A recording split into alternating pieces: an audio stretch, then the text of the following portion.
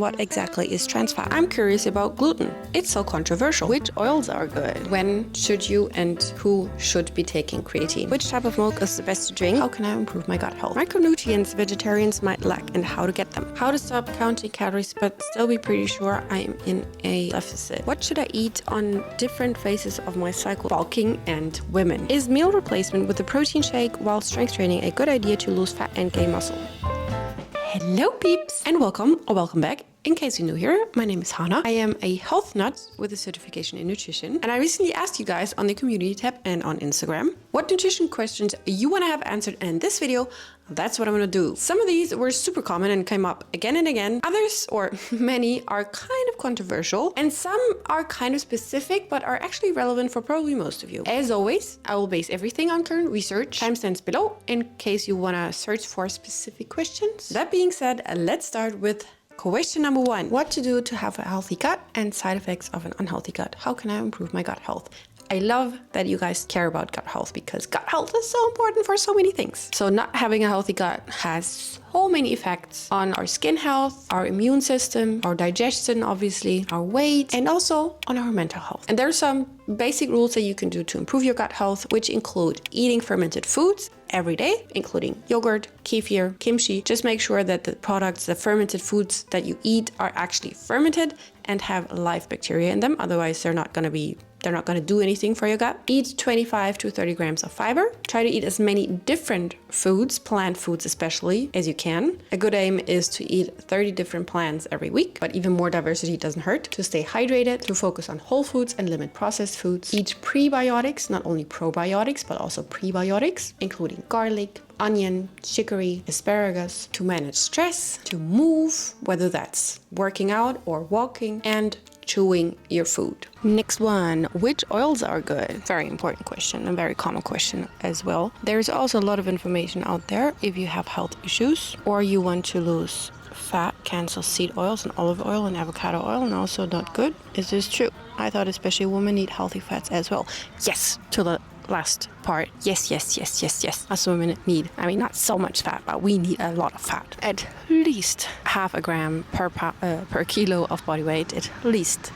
It's better to aim for 1 gram per kilo of body weight, which is not that much calorie-wise. So do not be scared of fats. Fats are so important for our hormone health. It's incredible. But it is important which fats you choose. That is correct. So the research on oils, as so often, is a bit controversial. But in general, olive oil, extra virgin olive oil, is healthy, even for cooking, although there is some controversy about that. And probably in the comments, people are going to go crazy about this fact. But olive oil is healthy, cold for sure, and even if it's heated, if it's extra virgin olive oil. Avocado oil is also considered healthy. I've never heard that that's not supposed to be healthy, but I guess there's opinion on everything. Seed oils, however, are incredibly controversial. Also in my comment section, there had been some discussions on that already because the research is a bit, not so clear on that. The thing with seed oils is that they have a high amount of omega-6 fatty acids, which have a bad reputation, which is only partly rightfully so,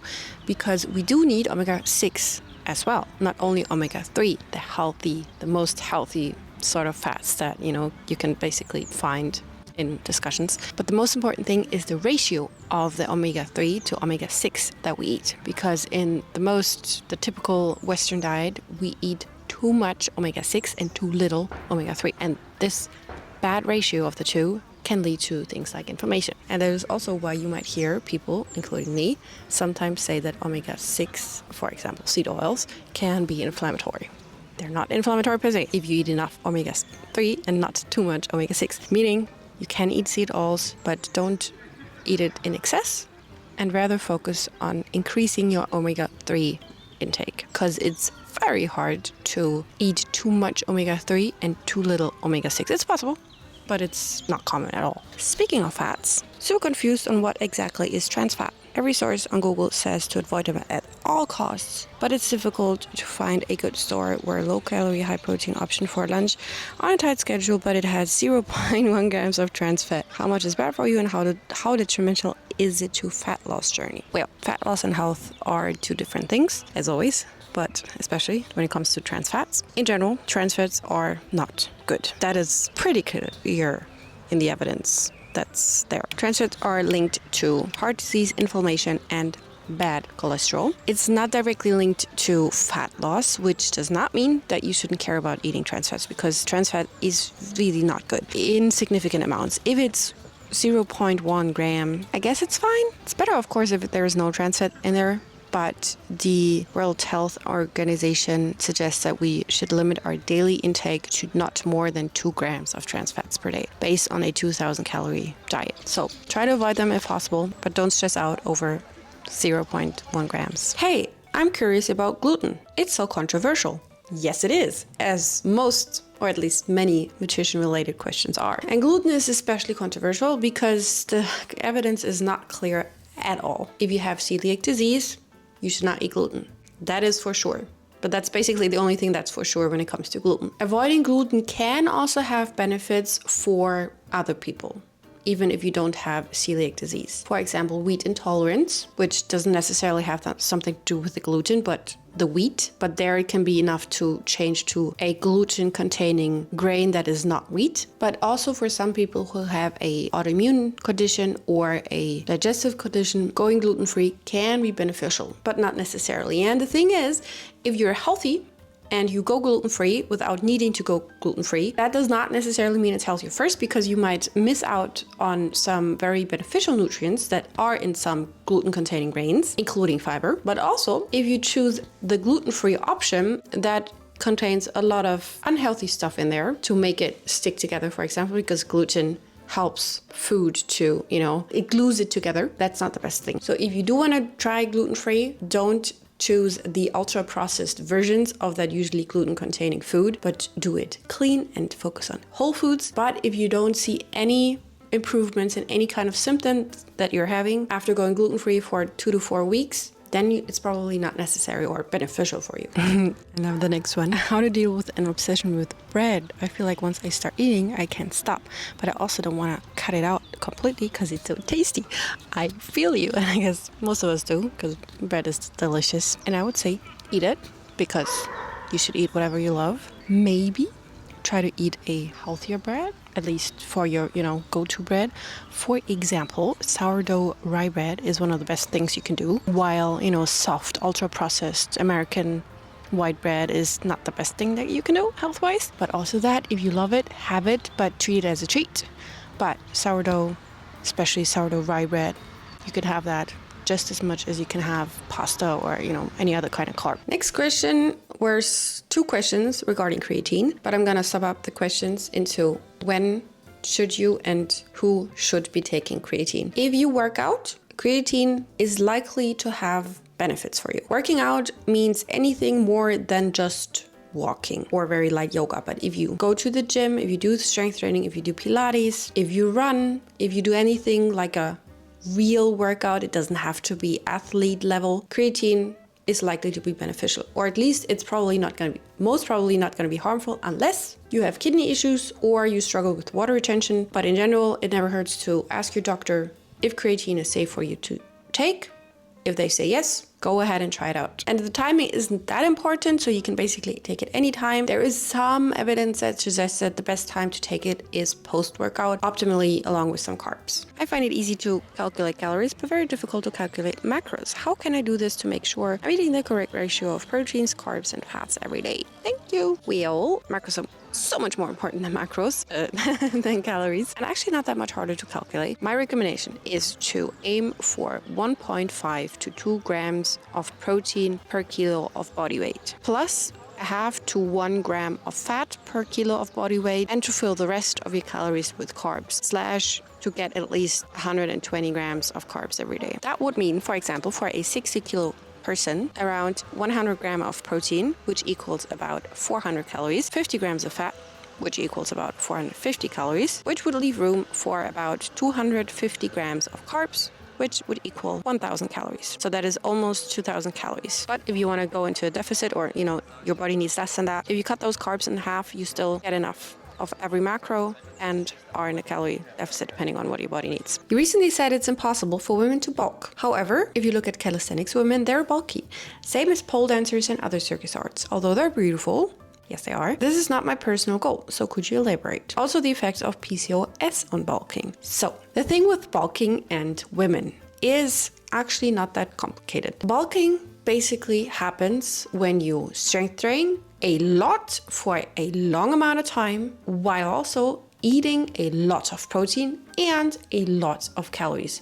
A lot meaning being in a significant calorie surplus. But first, bulking does not happen overnight. So even if you do work out a lot, working out meaning strength training in this situation, and also eating in a caloric surplus and eating a lot of protein, you will notice that you're getting bulky before you get bulky. It does not happen quickly. And if it happens, you can adapt. But for most women, it doesn't just happen unless you're trying to get there. And this difference between men and women mainly stems from the fact that we women have less testosterone than men. And testosterone is very helpful in gaining muscle mass, which is the reason why it takes us a lot more effort and food and time to build the same amount of muscles than a man. But because sex hormones do play a role here, PCOS can indeed play a little bit of a role here, because when you have PCOS, you tend to have a bit more testosterone compared to a healthy woman, which means that it's probably easier for you to build muscle. But again, you will notice if you go into that direction, and for that direction to happen, you would have to strength train a lot for a long amount of time and be eating a lot. Micronutrients vegetarians might lack and how to get them. So there's no generic advice. If you are a vegetarian or vegan, or in general, if you cut out certain food groups from your diet, I always recommend to get your blood work done regularly, because it's pretty likely that you are deficient in something. And there's no generic advice, but in general, it's very common for vegetarians and especially for vegans to be deficient in vitamin B12, which is only found in significant amounts, only found in animal products and can be supplemented with supplements. Iron is also something that you might be deficient in. Omega-3 fatty acids, which is very prevalent in, for example, fatty fish. Vitamin D is something we probably all are lacking unless we're in the sun all the time without sunscreen. Zinc, calcium, and iodine are also some micronutrients that you might be lacking. But in general, for vegetarians and vegans, especially vegans, it's important, even more important than for omnivores, to eat as many different foods as possible to make sure that your body gets the nutrients that it needs, and also to get your blood checked to supplement if it's necessary. I want to eat healthier, but I'm pretty picky, so I don't really know how to navigate eating better. I don't like most healthy foods. Any advice? So first advice, we humans can get used to anything. It's probably not what you want to hear, but we can get used to anything.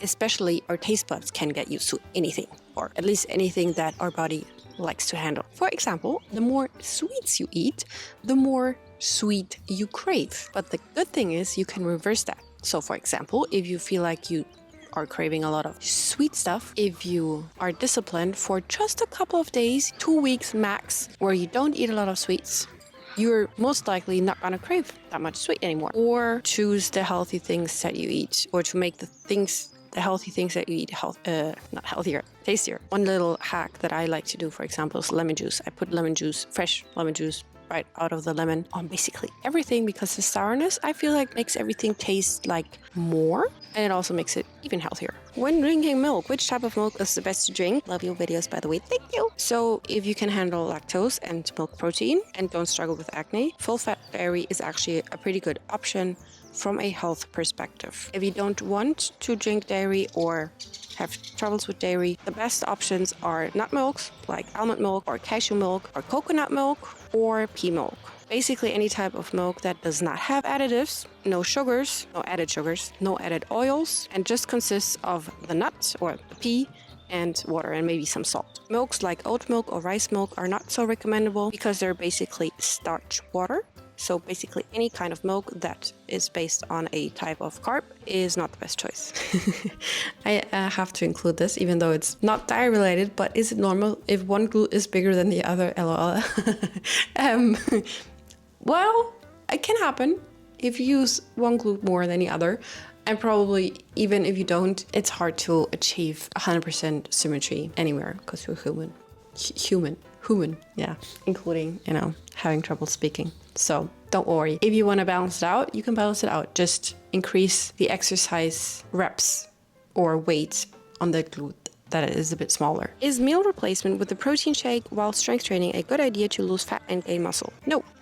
I would not recommend to replace meals with something like a protein shake, if possible. If it means that instead of having the meal, you would not eat anything, then yes, it's better to have the protein shake. If the protein shake is clean, even if it's not, but better to make it clean. But in general, real food is always better than supplements. And protein shakes are still a kind of supplement. And also, I'm not sure if you mean that, but if you want to cut calories, and that's the reason why you're asking this, make sure to eat enough. A protein shake, if you do strength training as a meal, is not enough. If you do it in like a smoothie with nut butter and oats and all that kind of stuff, it could be sufficient, but it's not necessary for sure to lose fat. I know no soda is better, but when drinking it from time to time, is diet soda / Coke best? I'm sorry to tell you, but both is pretty bad. Just in different ways. Because regular soda has a lot of sugar in it, but sugar-free soda usually has artificial sweeteners, and those have different bad health effects than sugar does, but research suggests that they're equally unhealthy, just in a different way. So I'm sorry that I cannot give you a clear answer. If you have to decide between the two, diet soda is probably the better option. Okay, just to make this clear, regular soda is bad for sure, which is why at this moment in time, research says that when in doubt, diet soda is better. But the research on artificial sweeteners is still growing, and I don't feel comfortable recommending you to drink diet soda because it has been shown that it's very likely to be detrimental to your gut health and can even be linked to diseases like cancer. Tips for self-control when it comes to snacking and sweet treats.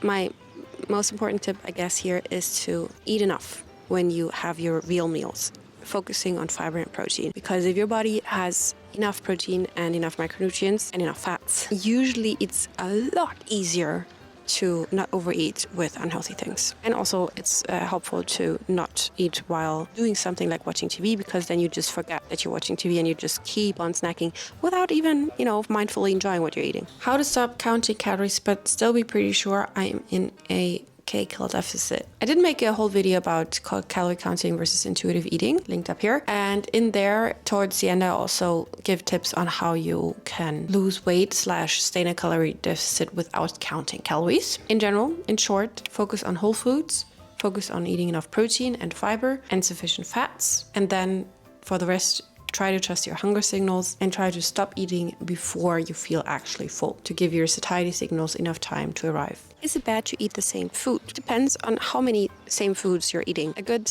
rule of thumb is to eat 30 different foods, preferably plants, per week. If you want to be really, really, really good, 30 different foods per day. And keep in mind that this food also can include herbs and spices, which makes it a lot easier to hit 30 different plants per day or per week. But in general, if you do eat a lot of the same foods all the time, as always, try to get your blood checked regularly to make sure you don't have any deficiencies. I'm eating a lot of healthy, high protein and healthy fats to food. Why I lost my period? Well, that is a very, very, very important topic that affects so many of us women. And soon I'm uploading a video that's just about that topic. And it is a pretty complex topic, but in general, you didn't mention carbs here. Carbs are also very important for hormone health. And if you are eating a lot, like actually more than sufficient food, especially sufficient fats and carbs, maybe you're moving too much and or you're stressing out too much. But in general, if you don't have your period for any amount of time, basically, make sure to get checked out by a doctor. How much fruit should we consume per day, and what are the healthiest fruits to eat?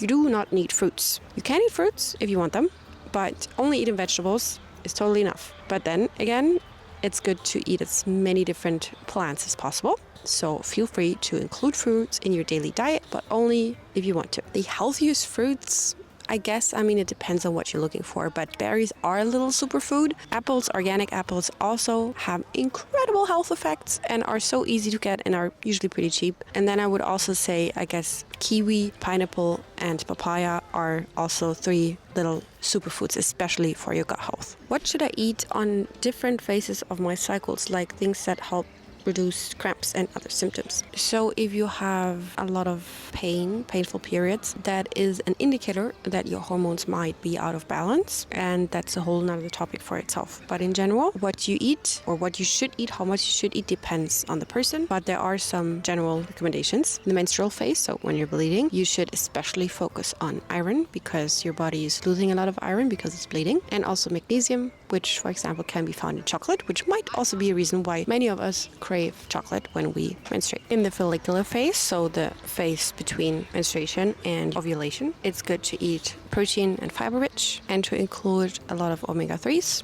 especially chia seeds, flax seeds and walnuts, for example. And then in the luteal phase, so after ovulation, you might need more carbs, but again, try to listen to your body. That does not apply to everybody. Anything basically that helps your mood stabilize and your blood sugar levels to stabilize, and to maybe try to go low on things like caffeine and sugar and salt, because those three things have been shown to increase things like cramps. Can we lose weight by just working out? Or diet is important because I cannot stick to a diet?